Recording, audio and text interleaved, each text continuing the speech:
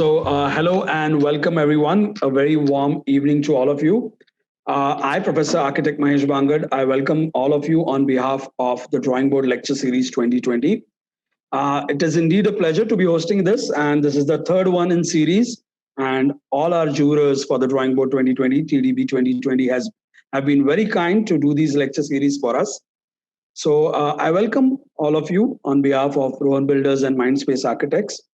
The Drawing Board is an international architectural platform based in India where students can test their understanding and skills in shaping the way communities live and thrive while preserving the local heritage. It was conceptualized by Mindspace Architects and Rohan Builders in 2016, and since then it provides a platform to the students to design real-life challenges in real locations. This year too was no different. But unfortunately, this year we couldn't have the Drawing Board jury in person, and that is why we decided to go online in our fifth edition of the Drawing Board competition. With that, we are also sure that next year the Drawing Board competition will be larger and bigger than this as well. We've been lucky to have received support from our fraternity and all our ecosystem partners. I would like to thank all our partners for this edition of the Drawing Board competition 2020. Matter from Goa, Buildcon Architecture Magazine, Levardis, Amazing Architecture, Spacey UX, Architecture Live, India Design World, and Dr. B.N. College of Architecture, Pune. I'll quickly tell you about the TDB 2020 challenge. The year 2020 has been tough. Since March, most of the construction sites were stopped, and the construction workers had nowhere to go. That brought in front a very important issue of the housing of these construction workers. Taking this as the premise, Rohan Builders, along with Mindspace Architects, took up the relevant issue as the brief for the fifth edition of the Drawing Board competition. The intent was clear: to give the students the necessary exposure and opportunity to deal with the real-life scenario and also explore solutions that could solve this long-term problem. Of course, keeping the safety intact. The Drawing Board 2020 received tremendous response from over 14 countries and 1,300 plus registrations this year. It has broken all our previous records. What has made it even more special is the jury members that we have had this year. I take this opportunity to thank each one of them for having kindly agreed to do these lecture series, of course, and also taken up the humongous task of evaluating such wonderful entries from all over the world. Thank you, Architect Vijay Jain, Architect Takaharu Tezuka, and Architect Rahul Gore. Now I'll tell you about the Drawing Board lecture series. With the objective of doing more for the students and providing them better insights into the architectural works of our jurors, we have decided to launch the Drawing Board lecture series from this year. We have requested each of our three jurors this year to make talks for the students and present their architectural journey, their thoughts, and their inspirational work they do. We at TDB are really obliged to each one of them for having kindly agreed to do so. I take privilege to introduce our today's speaker, Architect Rahul Gore. Rahul Gore, with a bachelor's degree from CEPT Ahmedabad and a master's in urban design from University of California, Los Angeles, has gained valuable professional experience working with renowned architects Rahul Mehrotra in Mumbai and later with Fumihiko Maki in Tokyo, Japan. In January 2001, he set up Opolis along with Sonal Sancheti. Opolis is an award-winning firm with a number of prestigious architectural, interior, and urban projects in India and abroad. The firm prides itself in having stayed away from a signature style, but also believes that most complex and beautiful solutions are often the simplest. They do a wide range of architectural, interior, and urban projects and have offices in Mumbai and Pune. Opolis has won several awards in various categories with IIA IIID over the past years. They've recently won the A+D Young Enthused Architect Award in addition to the IIA JK Cement Award and the Archidesign Awards. Their work has been widely published in leading national and international architectural and interior magazines. It's my pleasure and honor to welcome Architect Rahul Gore. I'm going to request sir to share his screen and start his presentation. Thank you, Mahesh, and thank you to Rohan Builders and to Sanjay Mohe. Let me start my screen. So good afternoon, good evening to everyone, and a big thanks to Rohan Builders, Sanjay Mohe, for this fantastic initiative, and I'm really excited to be on the jury and look forward to a fantastic full day tomorrow. So I've titled the talk Tracing Trajectories, and we have, I always think that as students, it's most important, and since I guess today the audience is by and large students, it's very important that you realize the importance of your student life, because I think that's going to set you on your, it's going to set you on your career path, and not only on that, and the trajectory that your future is going to take. So I feel this as students, it's always, when you're in, as a student, you don't realize what memories and what connections you're setting up, but those are all very important, and they're going to carry you through for your next 40, 50 years of your professional life. We often get asked the meaning of Opolis, and O comes from Japan. It means to give respect to anything in Japan. So O is typically, cha is tea, but it's always referred to as Ocha, or Mizu is water, but it's always referred to as O Mizu. And polis is a city from the Greek word that means city. So we've kind of combined it together to call it Opolis. That's a practice about the city, and we thought it was quite cool. So that's how our name come about. We hear all kinds of versions of it, from Opolis to Opolis to everything, but that's exciting. But we'd like to call it Opolis Architects. We are a team of 15 young, committed, sensitive professionals and believe in teamwork. The excitement of dealing with various scales and types of projects, be it a small 400 square feet office interior to a 4 lakh square feet museum or the master plan of a capital complex. All these are dealt with the same passion and with the same enthusiasm. So architecture is so much about the past, our individual past, our experiences, but the past is also the thrust for the future. It's a tragedy.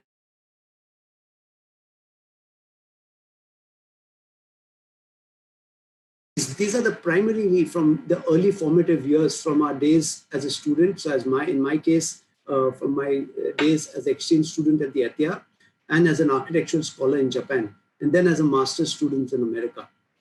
Life lessons from our teachers, our clients, our mentors, which are very, very applicable to our everyday design life. These are very important. And all these are woven through some of our projects and hopefully come out eventually. So I've had the fortune of having lived in Europe as a student for a year, then in Japan for a year, and then in America for again 2 years. So that's been it's quite an opportunity to have lived a complete cycle, and hopefully that reflects in all our work. So when we think about architecture, images come into our mind. Many of these are connected with our training and work as an architect. They contain professional knowledge about architecture that we have gathered over the years. Some of the other images have to do with our childhood memories or our travels, or sometimes even a combination and beautiful layering of all the above. So architecture to us is surely the sum of all our past experiences. As part of these experiences, you come across meeting people, and this is a picture when I was in Japan at Maki's office in 1998. But these lifelong connections are unbelievable. The people you meet, the architects that we met, the friends we met, and this led us eventually to doing the Bihar Museum again 14 years later in 2011 when the competition was held. It also was a time when I made friends with Taka Tezuka, your co-juror, who's going to be there tomorrow. I had the opportunity of visiting him again in his office in 2011. You'd see him with his trademark blue t-shirt and amongst the brightest architects of this generation. And then again with my whole family, we could visit him and his family. So Taka in blue, you in red, and then his 2 children in yellow and green. So I think that's a complete, and these kind of memories are what I think eventually are important. So as a student is what you set these up for your, for your professional life. So having said that, we started our studio in 2001. When I say we, it's mainly Sonal and myself as partners. Both of us are from CEPT. And we set ourselves, we really like this one saying from Todd William and Billy Sign, that whatever we design must be of use, but at the same time, it should transcend its use. It must be rooted in time and site and client needs, but it must transcend time and site and client needs. But I think what is most important to us is that we want the studio to be a good place to work and learn and grow, both for the people who work in the office and for ourselves. So the metaphor for the office is a family, and that's essentially how we like to work with our studio, and that's how we've spent the last 20 years. We'll be completing 20 years next month. We've structured the talk in such a way that, I've called it dialogues with the landscape. You get to do projects, especially being an architect from Bombay, you end up doing a lot of projects in and around Bombay and Pune. Then there are some dialogues with the city, and then there is certain opportunities that come where you can address larger issues, which we've called dialogues with the urbanscapes. So, but the most loved one projects are which are still, as architects, we love doing. It'd be a beautiful site, just a great non-interfering client with no budget restrictions. These are just projects, and these are the narratives of an architect. So today I will talk about a few of our projects through these lenses. When we look at our weekend homes, they are having a dialogue with the site. The presence of certain buildings on a certain site has something secret about it. They seem simply to be there. We do not pay any special attention to them, and yet it is impossible to imagine the place where they stand without them. They appear anchored in the ground. They make the impression of being a self-evident part of their surroundings, and they seem to be saying, I am as you see me and I belong here. Buildings that have a strong impact always convey an intense feeling of their spatial quality. They embrace the mysterious void called space in a special way and make it vibrate.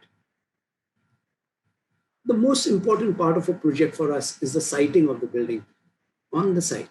Some projects are just made to emerge from the site, while others kind of are made to contrast with the site. But the process to achieve this is exhaustive, but very interesting through series of sketches, drawings, and models. At the moment of its creation, architecture is bound to the present in a very special way. It reflects the spirit of its inventor and gives its own answers to the questions of our time through its functional form and appearance, its relationship with other works of architecture, and with the place where it stands. One observation here is why we as architects love to take pictures without people when we actually design only for people. And I think that's the most important thing, that whatever we do at the end of the day, it's being inhabited by people, by users, by the end user. And it is very important to design for them. So, early on in our practice, we kind of set out some agenda for ourselves. And what we believe in is to build less. That's to build on less. That means use lesser ground, use resources well. Build less is the most important. People come to us with huge programs, and we are kind of telling them, why do you need such big houses? You don't need a 7,000 square feet house. Build a 4,000 square feet house. So, to build less and build on less is very important. You should build robust and durable. It should look elegant, but not flimsy. Time frame is very important. So when you design a museum, you design for a 100-year time frame. When you design an office building, maybe you're designing for a 50-year time frame. When you're designing a house, what is the time frame? Is it 20 years? Is it 10 years? When you do an exhibition design, it's even shorter. So it's important to realize the importance of time and how the buildings age. So we believe in building robust but durable at the same time. And build interim and in phases, because everybody wants the whole world together, but that's not the way it really works. It's better to build properly, but build it in phases. So build what you need and not your greed, as we like to say. And that's a very important aspect again, because if you build actually as per your needs, you realize you always have enough money.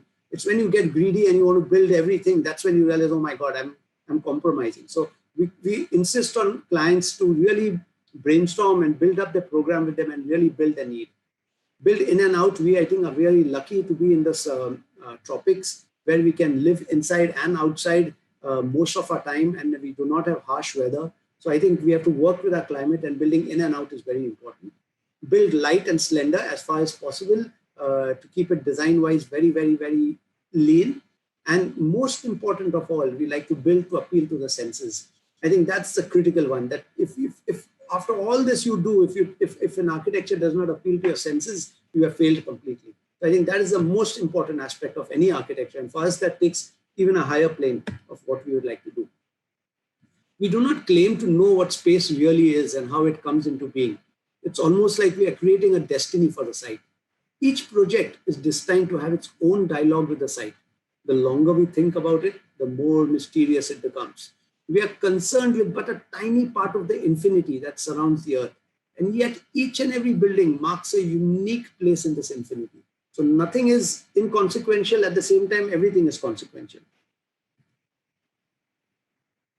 Changing scales, this is a very recent project on a very small plot where we have really explored innovative ideas for materials, for expression, construction, all resulting in cost savings for our very, very young clients.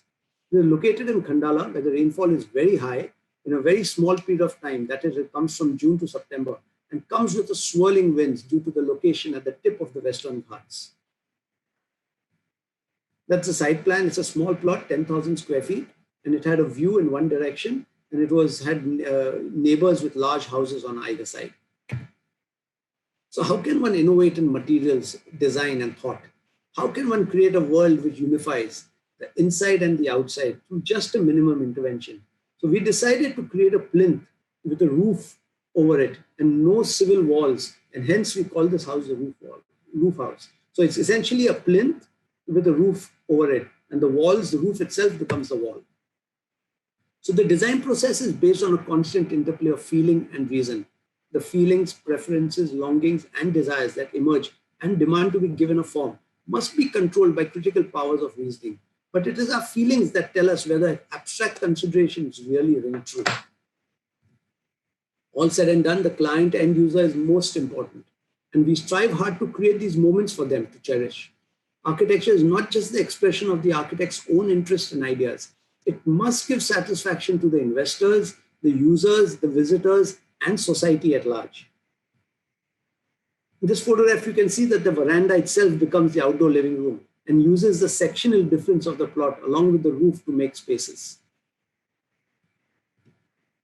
In this picture, one sees the children's room where the roof has become the wall, and the same roof encloses space on the more public side by the use of levels. So the house uses the drama of water during the rains through prominent elements, which really enhance the experience when in the monsoon. So a few innovative thoughts here. We've used a roof structure that uses only 4 mm steel plates as against standard I sections or C sections to create a double angle rafter that is visually very light and has minimized the use of steel by 50%. I must give credit to our structural consultant, Mr. Manjunath here, we worked really well in tandem to develop this system. Then we've used a 75 mm thick Vasper board, which is essentially a 50 mm thick paper core, honeycomb sandwich between two 12 mm marine ply boards, and is used as a main roofing element. This board can span 1.2 meters by 2.4 meters, that's 4 feet by 8 feet, and visually reduces the steel supporting the roof and provides adequate sound and heat insulation. The construction of the roof is completed with charcoal-colored upstand seams zinc roofing that is continuous in length and gives complete protection from rain. The house uses aluminum window frames with teakwood shutters to make a composite window type that is high on aesthetics and economical in construction. So the superstructure of the house is completely made up of steel and 50 mm thick aerocon panels, along with an aluminum frame window fenestration, a very fast and a lightweight construction process. The next kind of a site is where the context is a blur, creation of an own world through the means of architectural planning. So here we had a site which was 15,000 square feet in a plotted community. So the context is not really that strong. So how does one work around that? So often the most beautiful and the complex solutions are the simplest. In an architectural scheme, both in plan and section, this simplicity will not come to us from the brief. It is the product of patient research and persistent process that can lead you to it. The dividing line between banality and simplicity is blurred. So simplicity and simplistic should not be confused. We like simplicity, but it should not be simplistic. That's important. Every aspect of design is questioned and revisited to evaluate its need. This involves a stripping down process, a very conscious effort, and ultimately culminates in giving simplest solutions to a very complex design issue. Also, constantly there's a striving to create moments in the spaces, trying to create experiences to build memories for an end user. All said and done, the client or the end user is the most important. A simple clue from the trees of the site gives rise to articulation of the steel column and the play of the dynamic roof. What we call a good design is one which achieves integrity, that is unity or wholeness in a balanced relation to the environment. What we as architects love doing is basically we get to travel and we get the pleasure of building in such beautiful sites. But it's also a big responsibility. I think making something, building something out of nothing, out of just elements, it's amazing when you start space being formed by that. And the process through models at various scales is the most exciting part of the project.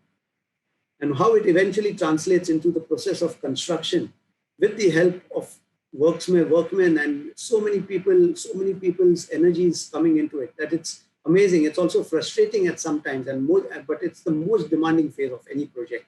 That's when it moves to the site. But the end result is totally satisfying. We believe that architecture is best when it is an honest expression of the people and institution it serves, when it interacts gracefully with its surroundings, and when it has an understated dignity based on being true to location and project requirement. It must be rooted in time and site and client needs, but it must transcend time and site and client needs at the same time. So all design work starts from the premise of this physical, objective sensuousness of architecture and of its materials. To experience architecture in a concrete way means to touch, see, hear, and smell it. It has to evoke all the five senses. This is a house in Panshet, not far from Pune, which was built for an elderly couple. What is most important to us at Opolis is the act of subtraction. Creativity is subtraction rather than addition. Remove the unnecessary. And one question we keep asking ourselves is this necessary?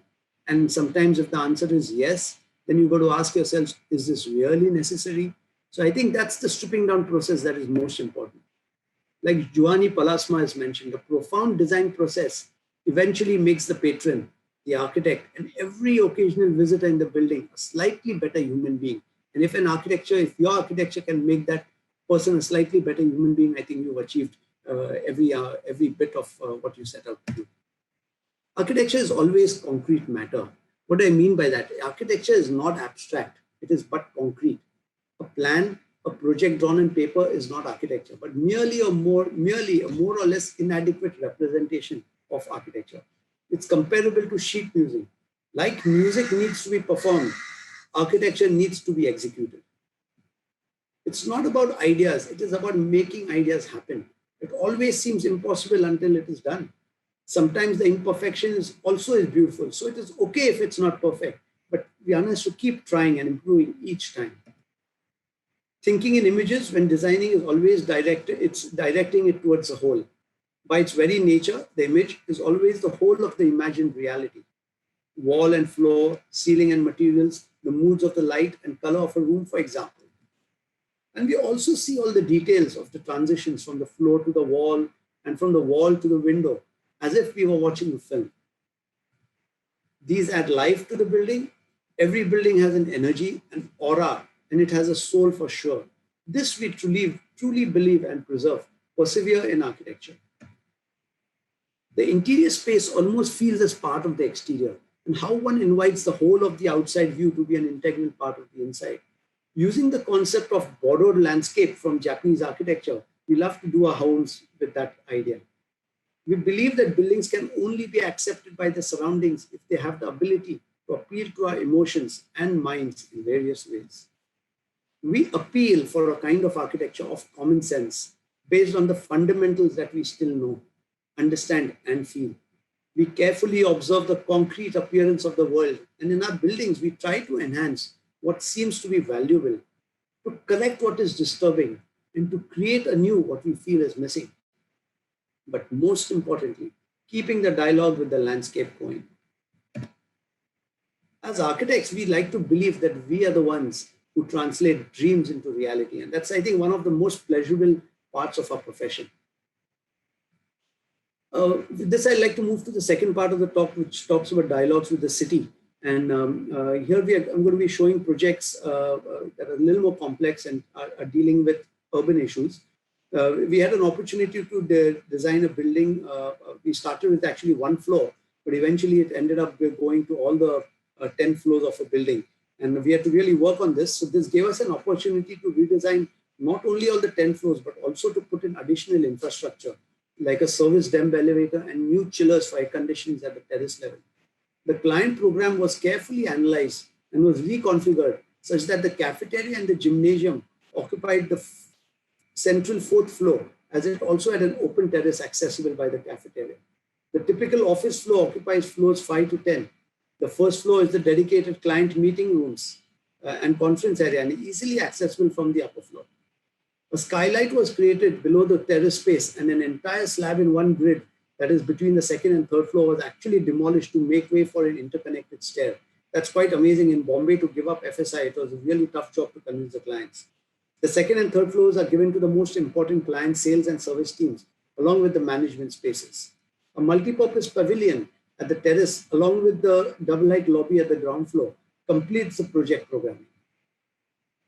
So a view of the lounge space in the main reception space, it uses a street-type idea with a plaza to create this common space that links to the meeting rooms. While a circular wooden table along with a rectangular concrete table are seen in these pictures. The lift lobby space at each floor has a long community table and is meant to encourage informal interactions. A slatted wood floor indicator is integrated on the white brick wall and serves as a backdrop to the staff interaction space. Telephone booths and a brainstorming area are present at each floor. A common gaming room is provided at the 6th floor, which is actually the refuge floor and is easily accessible from the fire staircase at the rear of the building from all the other floors. A skylight was introduced below the 4th floor terrace space, and a slab in a single grid was demolished to link the two floors through a wooden amphitheater type staircase. Meeting spaces, casual interaction spaces are generated all around the staircase, and it is also used for the town hall events of 200 people who work on these two floors.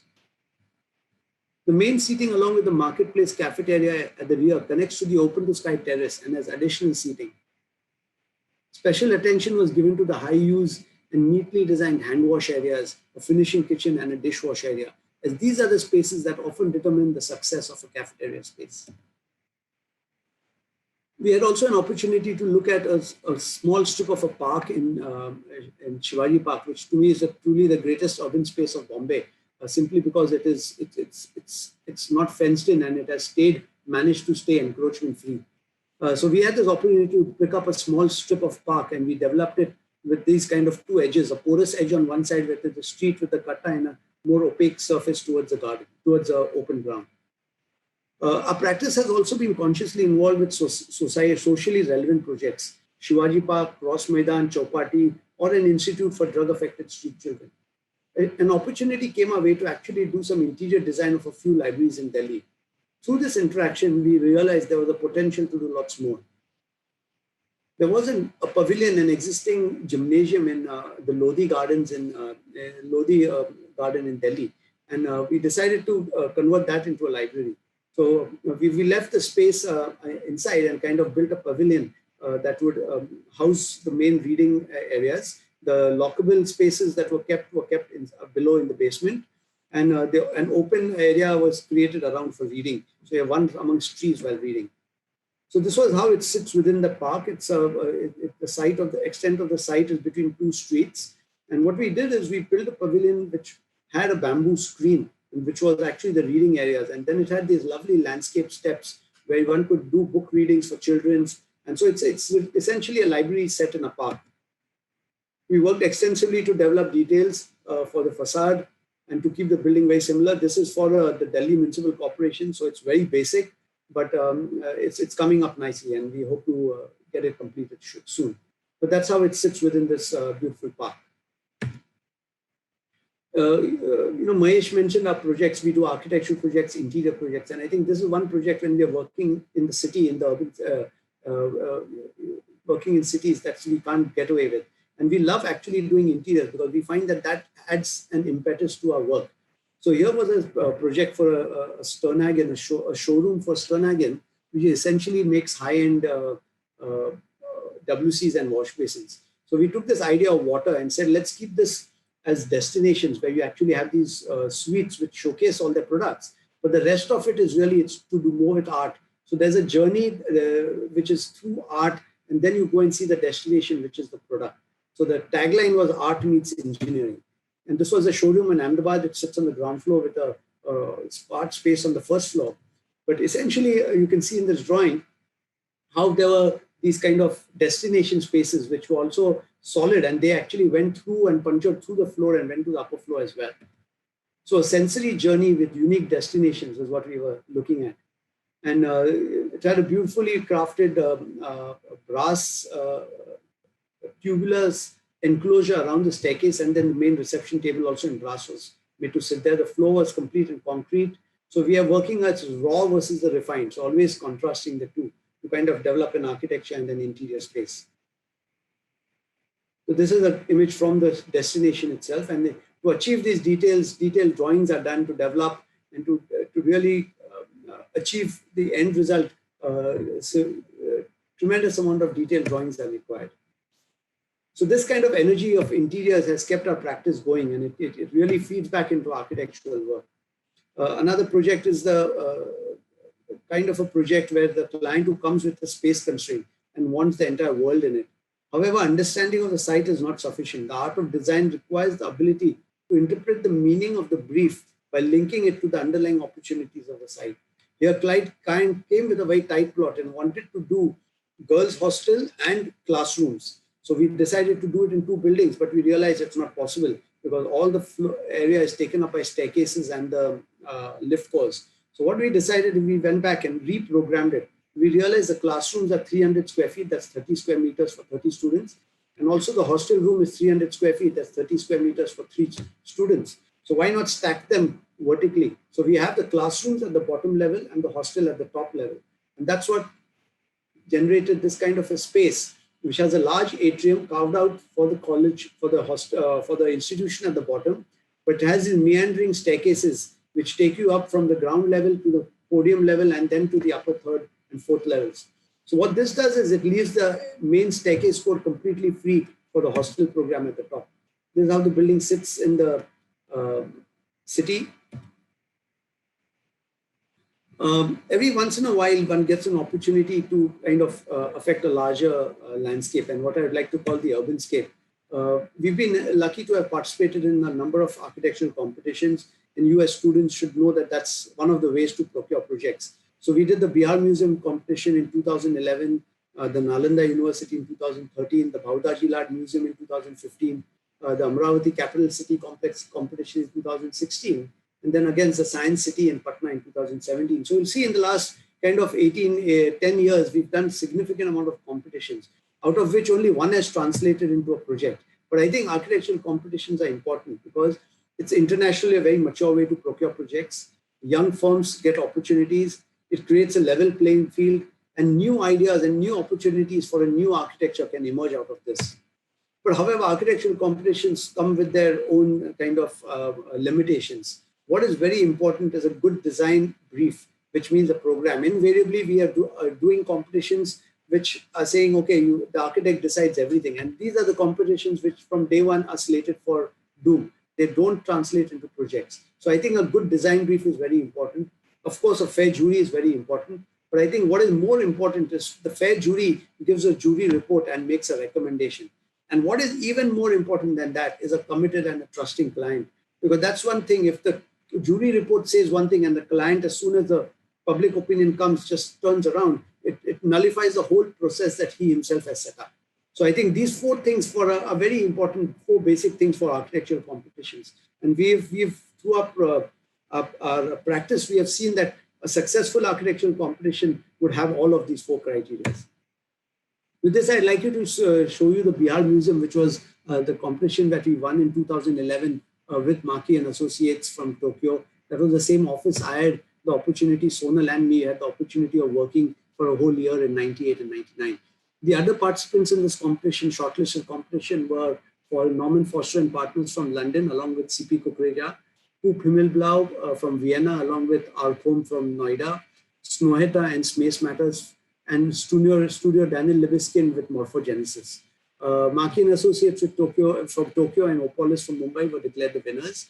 This is the way the building sits within you see Patna city with the river Ganges in the background. The site is 13.5 acres. You see the High Court on the right-hand side.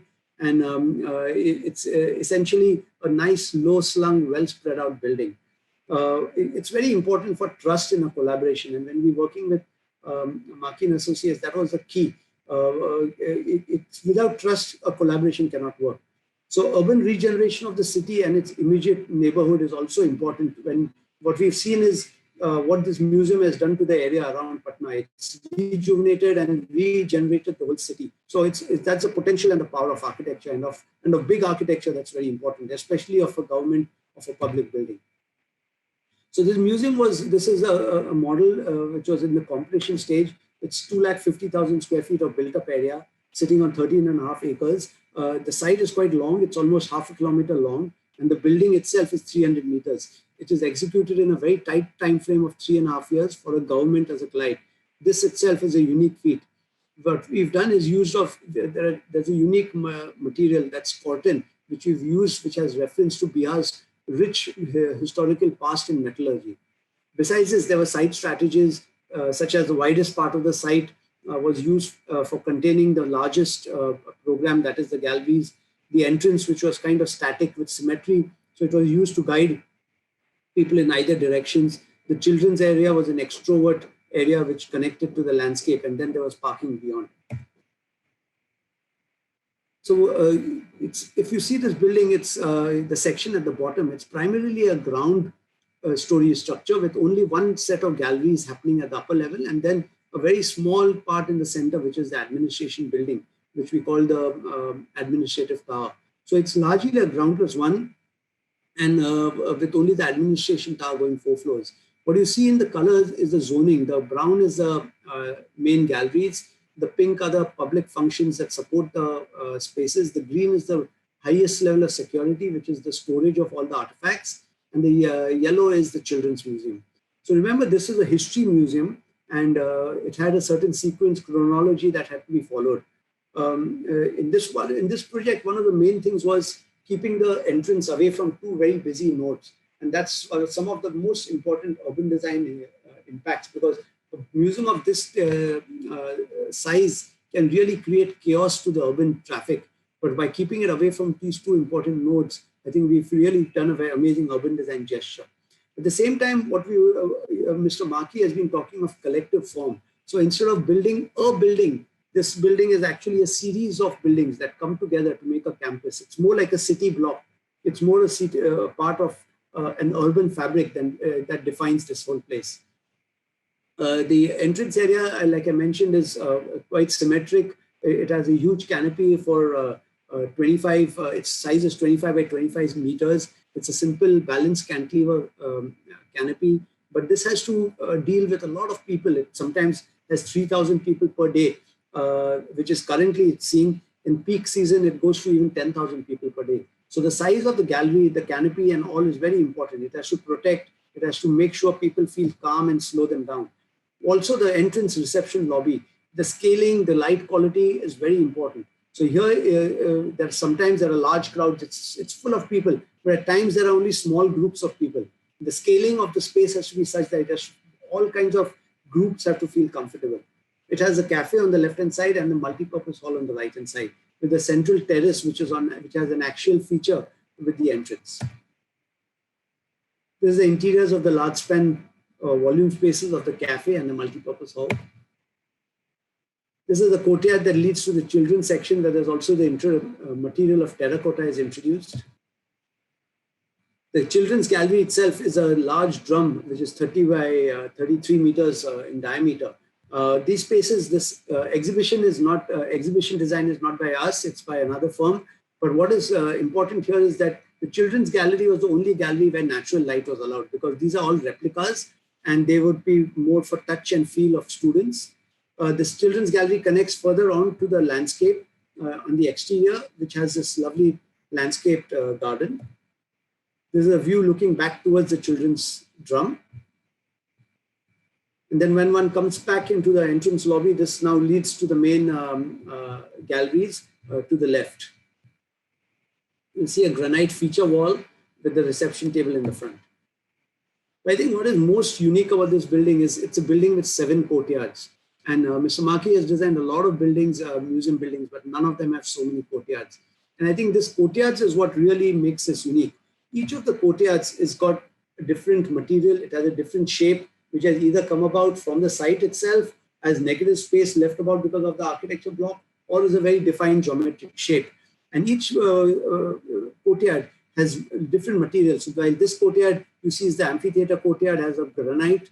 The main Buddha courtyard, which is part of the exhibition sequence, is completely white with just white sandstone. This is a bridge that connects across the exhibition sequence on the first floor. And then this is what we like to call the lounge space, which is a pause space in the exhibition sequence. It's a triple height volume with high design. There's veneer paneling, and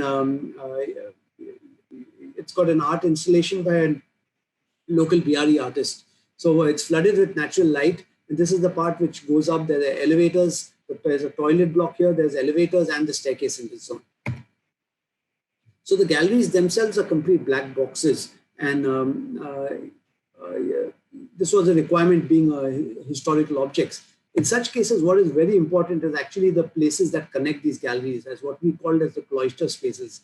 And these is where we have really modulated the light. You see the light quality, and this is the space where you realize what time of the day or evening it is. It's also what the changing seasons are. So it's a very important space, and this is what helps people orient in this space. But to us, what was the most exciting part was this drum of the children when which was being made. This is a genius of Mahindra Raj, a structural consultant from Delhi, which has a 35-meter span drum with a suspended concrete ring in the middle. So it's all in concrete, and these walls are 600 millimeters thick concrete walls, which has a suspended concrete roof with an elliptical ring and a cutout in the center. For us, the construction process was most important. We had 4 people from our office at the site reporting to us in Mumbai and in Tokyo, and my personal time of at least a week every month, if not more, for over a period of 3.5 to 4 years. So these are some of the site images and Mr. Maki visiting the site. So I think Steve Jobs has very famously said, you can't connect the dots looking forward. You can only connect them looking backwards. It's unbelievable that we got an opportunity to work in Mr. Maki's office, which started with Sonal actually doing a thesis at CEPT in a final year on Japanese architecture. And that resulted in us doing a museum with Mr. Maki 15 years later. So you don't know what life can take you. So every opportunity you have to take. So what we like to say is nothing in life is by chance, but you always have to make the choices and work hard towards them. And you as students have every opportunity you take, just don't let it go. Work for it. You don't know where things can lead you. I'd like to show a small video of the thing. It's a 5-minute video which will explain the museum, and then I'll be happy to take questions.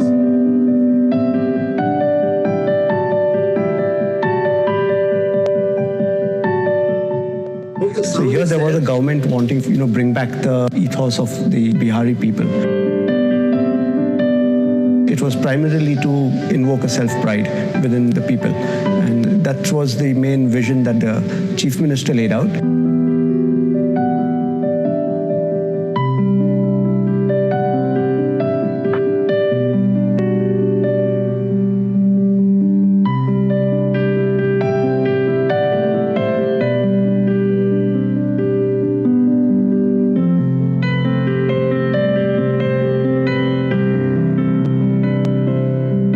Competition itself was set up as a competition for an Indian architect to team up with an international architect who had museum experience. We were given a very complicated program as part of the competition, and the site was quite generous. The surroundings of the site are not particularly large scale. There's also a lot of small independent buildings. So when we consider those conditions together, Mr. Maki thought that the best approach would be, rather than making a singular massive building, would be to divide the building into discrete parts so that each part could respond specifically to its needs, to its program, create a sense of serenity, and create a series of spaces in the building that made it feel like an oasis from the chaos that was surrounding it. And the strategy for doing that, it goes back again to dividing the building into parts and layers within the building of building space and open space and building space and open space. And that's where the whole strategy of the building courtyard came into play.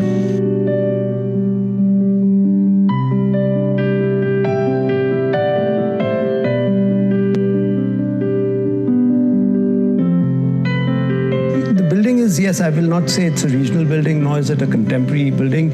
I don't think it's a new vocabulary in that sense, but it's using the Indian ethos of a space where it's modulated through light, through colonnades, and through a sequence of spaces from sunlight to darkness.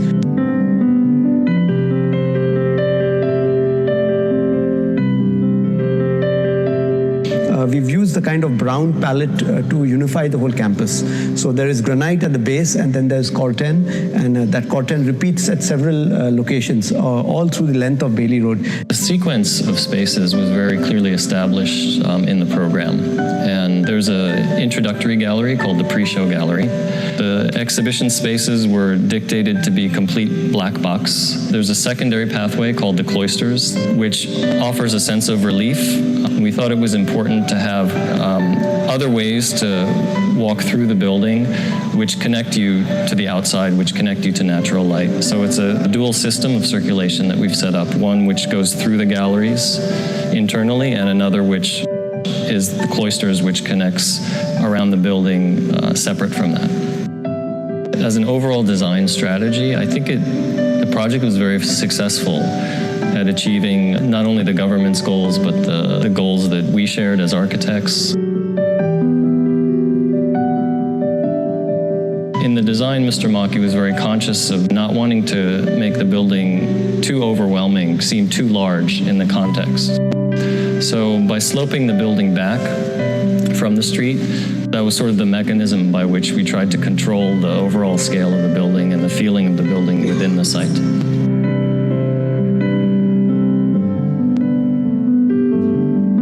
It's very important for museums to reinvent themselves, especially in this digital age. So it has to become a destination, and you want people to come back. I think the programming is very important, and I think that choice of the multi-purpose hall, a cafe, an auditorium, a store is all part of that. What we see now is people are really using the building. All the galleries aren't even completely open. So I think the numbers, which are right now range between 3,000 to 4,000 daily, we see them going up to 6,000 to 7,000 very easily. It must be appreciated not only by client users, but also by general public. In this sense, the building must be timeless, because time will be a final judge of buildings. You know, depending on the time of day you're here, it's changing in the different seasons. It's changing depending on what's going on in the courtyard. I think that creates desire to come back here again and again. And I think that that's an important aspect in the museums moving forward and trying to maintain their relevance. It's not just a place you go once, it's a place you go over and over. And maybe it's just a place you come with your family to spend a day or to spend a weekend.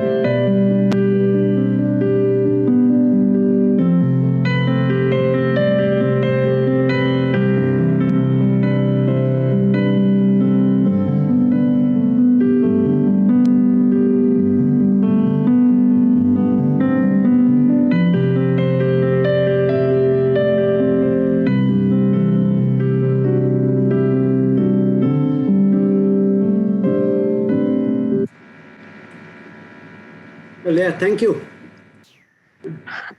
Well, the hashtag was quite correct, apt, and appropriate. Get inspired, and I am highly inspired myself because the kind of architecture you showed was more about responding to the context and being very true to what your convictions are. So thank you, Rahul, for such a wonderful presentation and such a great vocabulary about architecture as well while explaining your projects. I had personal takeaways. I've listed them down, but I have a few questions from the audience, which I'm going to take up first. The first one is, it's quite natural to come as you have had experience of studying in the West and working in the East, and then working with an architect from Japan for such a wonderful, prestigious project. How does this Eastern and Western exposure help you create a confluence of trying to simplify things and design simple? I think that's a great question, because I think my whole talk was also around that. It's because we truly believe that our past experiences is what makes us today. And I think we've had the fortunate opportunity of being able to spend substantial time. It's important when you go as a visitor, it's very different. But when you spend a whole year, when you see the people, when you see them behaving through seasons, and when you see them going through a whole cycle of seasons, I think that's really when you start understanding what makes people and what makes people different from what we are. And when you go and live in these various parts of the world, you realize one very important thing. There's no one way to do anything. There are multiple ways. And it's not that you are right, I'm wrong. It's very philosophical in that sense. Everybody can be, there are various ways to do anything. What you have to do is you've got to find your right path.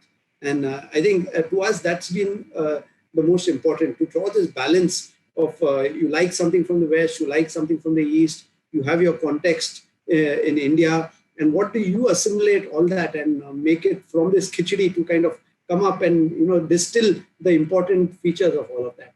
So I think it's just fortunate, and I hope that our work kind of shows that these influences have made what it is. And that's what has been our honest attempt at architecture. Lovely. There's a question on similar context base again from a student. She's asking if your buildings such as the Roof House and the Sujan House as well, you kept stressing the context is very important. You said there was a need to be in unity with environment. So on a given site, where do you really start? How do you make your design decisions? Yeah, I think, so inspirations can come in very, very many ways. Of course, the site itself is very important. It gives you your maximum clues, I would say. And one has to be very receptive to those clues when you go to the site. You know the larger region and you know the climate you're building in. So those are other clues that are existing, especially all these weekend homes, over a period of time, we've learned that there's nothing better than a roof, and a roof that protects. It's like a hat with a nice overhang. You feel safe. You feel safe from the sun and more importantly from the rain. And in these places, remember, because of the wind, the rain comes from all directions. So how do you contextualize your architecture in such a way, these weekend homes, the last thing you want to do is go there and have a leaking roof, or you have a damp wall which is creating this musty smell. Spoiling all the experience otherwise. And that's that's the key. So and I've been fortunate because my parents had a holiday home in Lonavala, and we had a lovely home, but we had this one niggling leakage issue, and every year my dad has torn his hair out and he's gone bald trying to solve that problem. So I think very early we realized there's nothing like a roof. And we've been working, if you see most of our projects, including the Dhasai house, which I showed right in the beginning, where not a single wall is exposed. And when I'm saying not exposed is vertically, the top of the wall always has a roof. And then you have a roof overhang. And that roof overhang comes low. It helps cast a lovely shadow. So I think that's what is context. And that's what is being one with environment. To understand what is important for man as an individual to be comfortable, to understand what it means to live in nature, to not be, because if you don't do these things, then you're going and making horrible waterproofing decisions, you're going and putting in silicone all over the place, which is not the idea. So how does one detail out? So I think those are what are important to us. And of course, context is, the building has to sit well within its site, it has to sit within its neighborhood. We love to do buildings with just Manglo tiles, especially weekend houses, because I think a Manglo tile is such a fantastic symbol of our village house. And the minute you do that, you automatically, you're breaking all barriers with because you are a foreigner going in and making a weekend house in a village in Alibag. You come from this Bombay city and you think, hey, I'm going to go and make my palace there. But that's not the idea. The idea is to be one with your environment. The minute you sink in, just putting a Manglo roof and showing a roof with a good slope where you can see the Manglo tiles, immediately you become one with your neighbors. The villagers start loving you. You don't need to make fences. You don't need to make grills. You don't need to put CCTV cameras. So that's what is living. Everybody's then protecting that building by itself. So as architecture, it's the clothes you wear that will tell you how comfortable you will be in the environment. And that's exactly what architecture has to do. It has to sit within its environment comfortably. Yeah, that synergy has to exist with environment and the built as well. Lovely. There's another question, and this goes with two of the things that you do majorly. You do interiors as well, and then you do architecture also as the main design. The built is responding to the interiors, and I may say vice versa. Also, the interiors are responding to the built.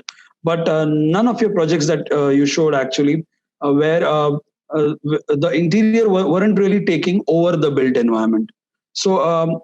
What do you does doing both interior and the built help the practice? What is your overall experience with it? I think it's a very, actually being from Bombay, we are very fortunate because Bombay has forced us to look at inside spaces very, very particularly. And we've learned to work and craft them well. To us, inside, outside, ideally is one. It should not be different. Of course, when you're doing an interior in an apartment building, I don't have control over the architecture. So it's primarily interior. But when you're doing a bungalow, when you're doing a house, you have control over that. So for us, those two have to be well meshed. They have to be like a hand in a glove. They have to be seamless. And that is, to us, is the most important. So what, our interior practice actually feeds the architecture practice, and the architecture practice feeds the interior practice. And I think that is what is really, it's fantastic. Very much symbiotic, basically. Absolutely. We did just pure office interiors in Pune when the IT boom was happening in 2005, 2008.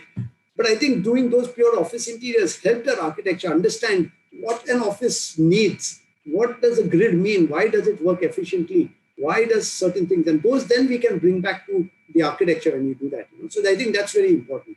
And I think we are lucky. One informs the other. It helps you to stay in touch with materials.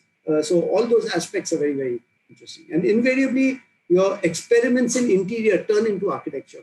And that's what is interesting. So you start with something, but then, oh my God, you've got to now deal with water. You've got to deal with, so it changes your scale, but your experiments continue, and that's what is important. Yeah, I realized that. I think the spouts that you were using and the kind of verandas you were creating, the cloisters that came up, they all are a response to the interior and then going back to the architecture. Lovely. That's very, very insightful. Thank you so much. There's one last question, and it is asking about light. The student wishes to know that do you really make a special effort in getting the natural light into your buildings? Because we saw that most of your spaces were naturally lit. So is there a special thought always given to it? Absolutely. I think, there's nothing that can make you feel better than natural light. And I think that's the good part. And the bad part is with the natural light comes the heat and the glare.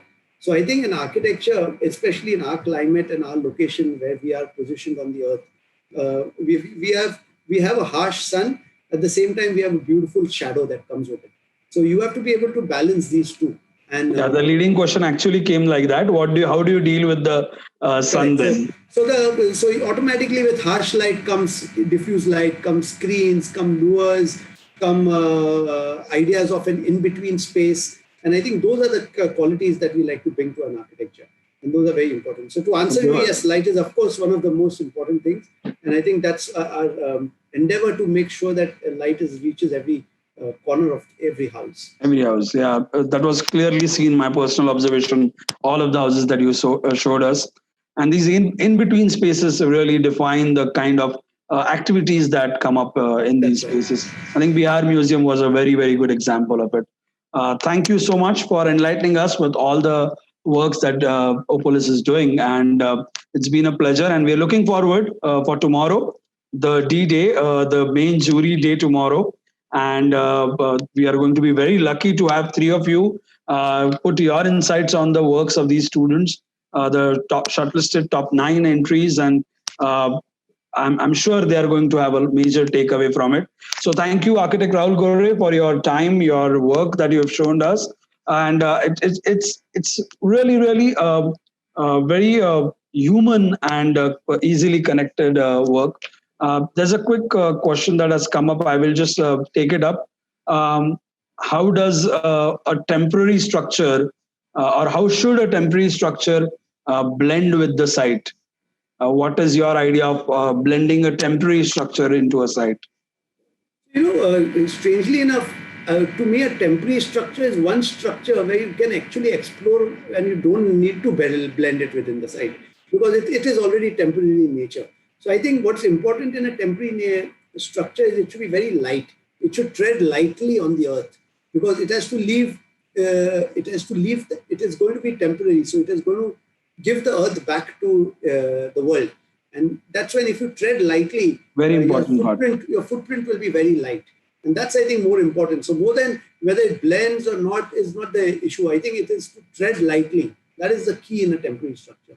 And if one can end, temporary structures are something which are beautiful because you don't need to, sometimes if you're building in winter, let's say in India, you don't need to worry about the rains in our region. If you're building in summer, you don't need to worry about the cold.